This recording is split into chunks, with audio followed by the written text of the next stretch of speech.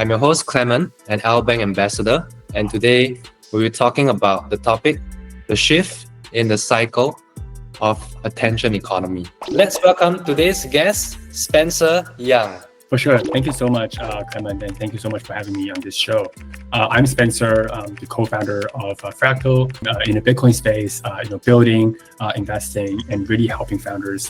The first thing I embarked on actually was just really investing in projects back in the day, and also to essentially help to start, one of the early employees at Kobo back in the day. And then I started my entrepreneurship journey after starting a company in the derivatives trading space, which ended up being acquired by CoinMarketCap.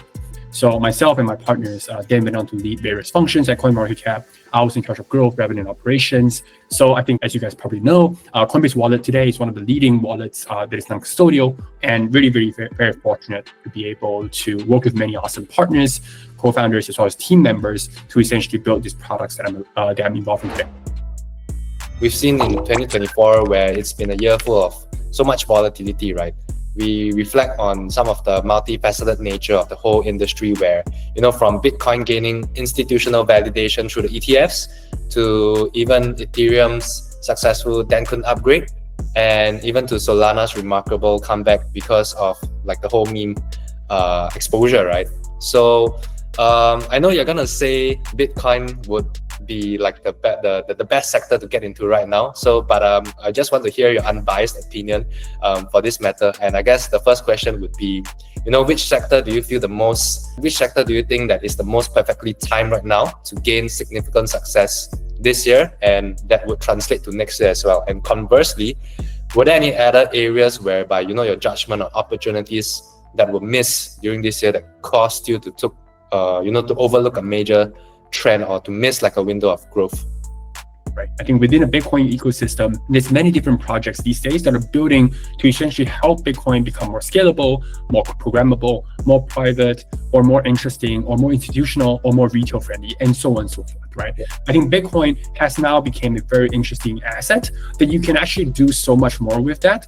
And that creates a lot of career opportunities for people, whether you are a trader, whether you are a builder, an investor, or your educator, or whatsoever you are. So Solana ecosystem has been very unique. They definitely went through various ups and downs, right? Since, of course, at some point, many people associated a particular bad actor in the crypto space with that particular ecosystem.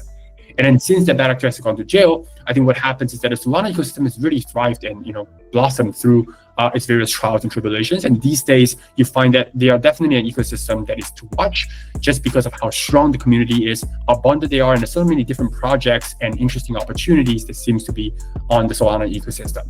So I would definitely recommend spending more time within any of these kind of verticals, or even subsectors within this particular space, whether it's DeFi, AI, DeFi, or whatsoever, right? Just spend more time in those particular sectors, and I think you'll be more rewarded than if you were to jump at a very surface level across everything in crypto.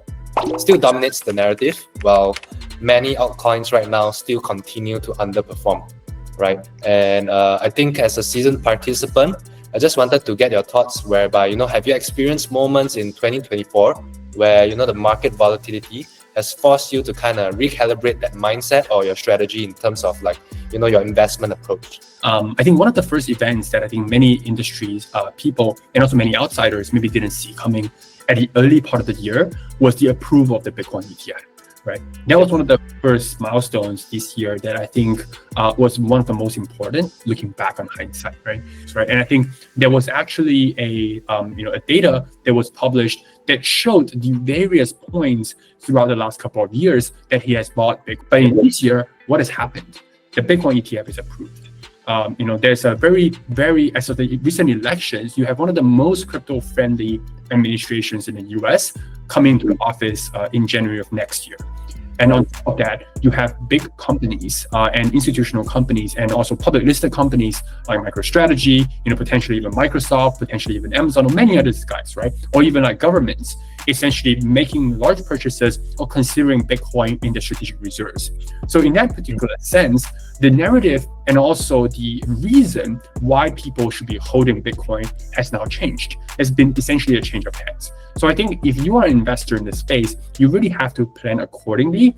Do you believe that developers can build meaningful projects on Bitcoin? If so, like what types of projects or what types of use case do you think has the potential to be implemented on Bitcoin? So first of all, there are protocols on Bitcoin like BRC20, like ordinals, like runes, and so on, that allow you to essentially create using the data that you transfer within each of these different transactions, what you call subscriptions. And I think Fractal, from a technology perspective, really aims to complement that with the same software. So when you're sending tokens or coins on FB on Fractal, you're using the same address that you're using on Bitcoin today.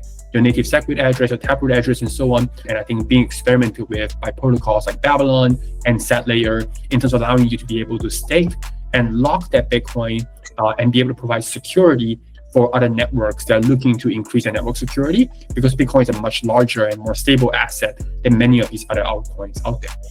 So I think these are the opportunities that are available in Bitcoin right now. And I highly encourage anyone who's actually not just interested in self-custodying and holding Bitcoin forever to try it out. So I guess my next question would be, for meme coins, I know we mentioned previously that meme coins might have been something that was overlooked by you, especially during this year. I just wanted to understand from your perspective, because we've seen so much attention on it, right? And how much degenerative pump.fun is, where they have come up with so much new narratives almost on a daily basis. I think what meme coin culture and meme coins in general presents itself is really like almost like a social commentary on a lot of the dissatisfaction that people have, right? And I think the other times aside from this year that I think people have really flocked to crypto was really around the COVID era, right? After, I think the lockdowns and so on, people were just like bored at home, twiddling their thumbs.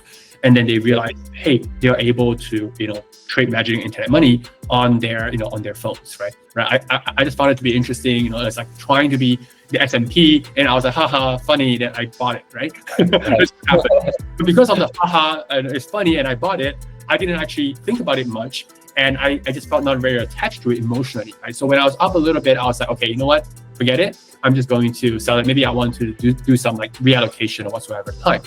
I think there's one of the feedback I heard back was that they're engaged because they actually were part of the community.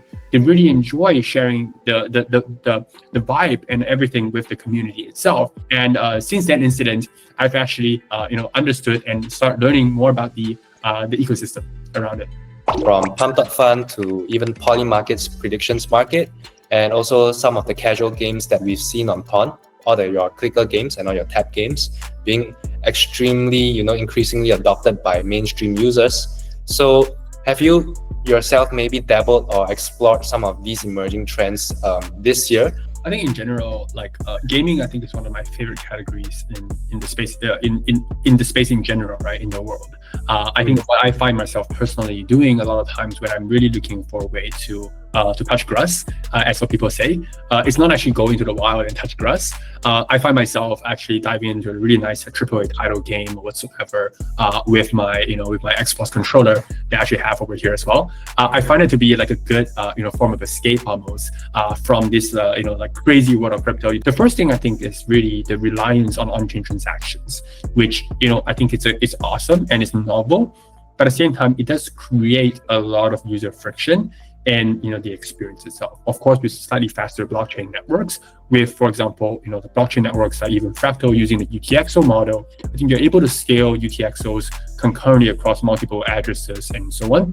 The second thing I think that we're missing is in terms of time, right? I think what happens is that in our industry, oftentimes the community can get very impatient.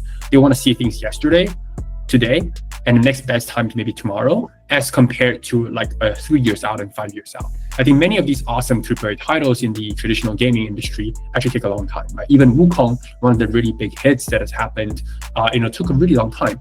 And many times, many people that they spoke to before they released their first trailer didn't believe they could make something like that happen. A lot of times, when it comes to retail audiences and whatnot, when engaging in Web3 games, the issue that we find is that sometimes they prefer to get paid, right, in large amounts, right? I think in other parts of the industry, we call this airdrop fund, right? I think a lot of people are very happy, of course, with the recent hype airdrop. And, it's one of those things where people expect a lot, right? Sometimes it sets a bad precedent and sometimes it's great, right? Like what can you actually do on Bitcoin and what can you do on Fractal around the gaming space? Because that's something that we are actually spending a lot of resources and time, right? One of our co-founders, Lorenzo, actually came from the gaming industry. He used to actually be involved in many different games that are AAA titles as a very humble developer of those games, right? And because of those experiences, I think we actually felt that it's actually possible. So yeah, I think looking ahead, 2025, I would just like to understand, what excites you the most. The thought that Clement had as well. If anyone is building in 2025 a RuneScape on Bitcoin, do reach out to us, and we'd love to see what we can do over there, right? So advertisement there aside for new projects to build. On that idea itself, right? I think there's definitely a ton of opportunity that has now unfolded, right?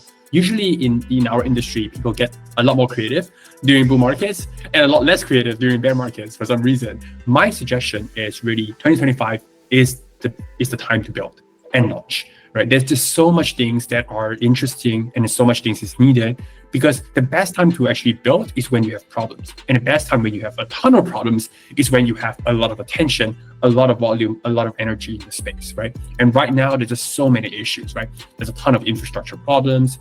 Every blockchain is getting congested with the amount of activity. So a lot of scaling is required. There's so many interesting people all over the world is building right now and need to develop a tooling, because I think in a previous cycle, there was maybe 100 million, 200 million people who were active Bitcoin or crypto holders.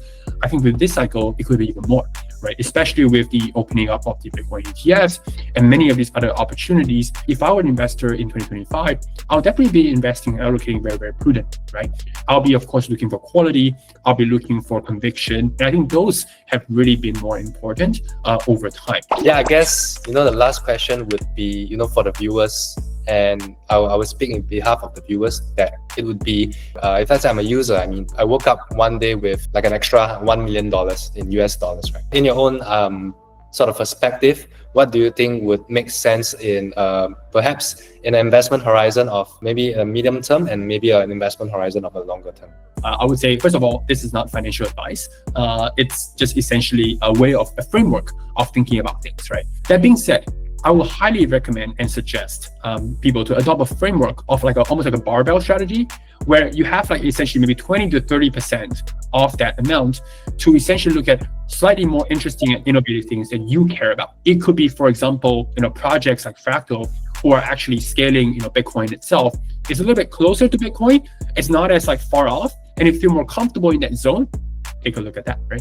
If you're more excited about culture, memes, and so on, maybe you look at the top meme coins, right? Whether it's Doge, whether it's PayPay or whatsoever, right? Whatever catches your eye, it could be one of those, right? If it's something that's more DeFi related, maybe it's Uniswap, maybe it's Chainlink, maybe it's some of these DeFi protocols. If you're not a super active investor, try to do this asset allocation kind of cycles every end of the year. Maybe it's Thanksgiving for you, right? Every Thanksgiving, you kind of look back on it and then you kind of do a reallocation, which is yesterday, right? So if you haven't done your allocation planning yesterday, do it today, right?